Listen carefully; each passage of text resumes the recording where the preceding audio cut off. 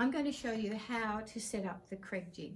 There's 3 parts to it, and it all relates to the thickness of the wood that you're using. So once you know the thickness, mine is 19 mil. This is the thickness and this is the width. I can set the 3 parts.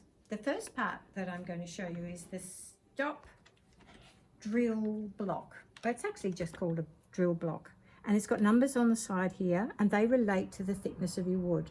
My wood's 19, so I find the number 19 here. If your wood's different to that, you'll find it there as well.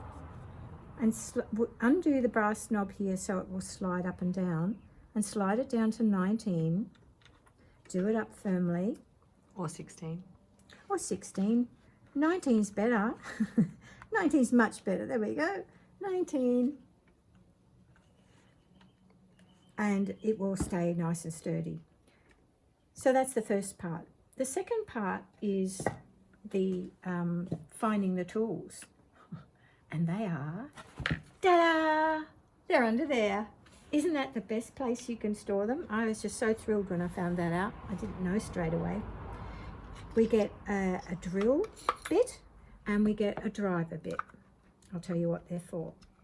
The first thing we've got to do is set the drill bit so that it goes into the pockets in the right way and the right depth.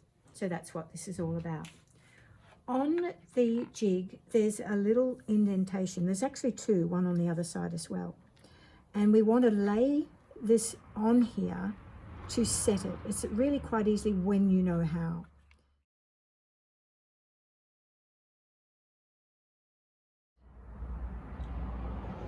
So we're going to orientate it on the little groove in here. And there's 2 things we need to do. There is a flat little shoulder or step on the drill bit, and if I lie it down you might be able to see it more clearly.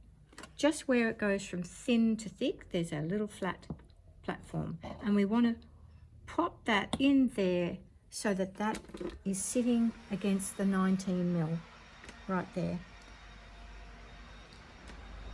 There's also another step up this end as well, and that's where the collar will sit. The collar will move, and we've got in here is stored a little Allen key for it to be tightened up. So once your step is on 19, push the collar and against the step so it won't go any further, and do it up with a long bit of the Allen key.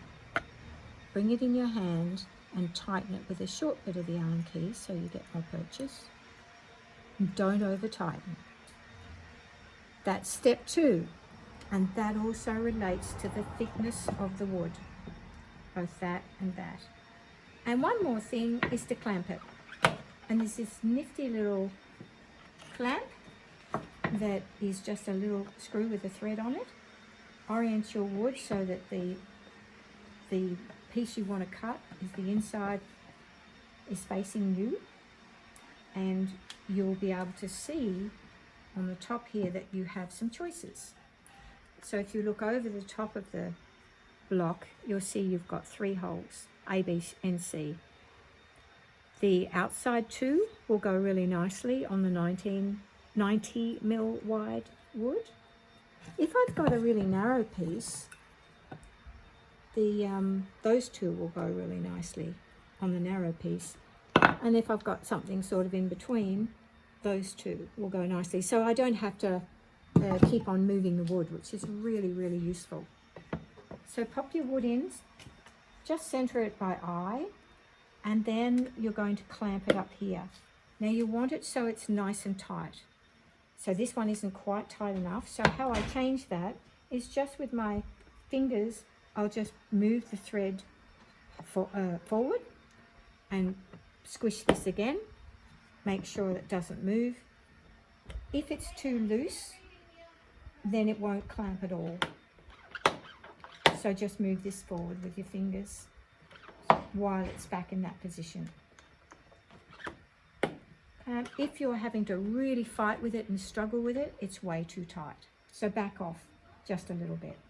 Once you've got your spot and you're happy with it, take the nut back against this bit here so that that won't loosen while you're using it all of the times. So now you are ready to put your screw, to drill your holes. Exciting.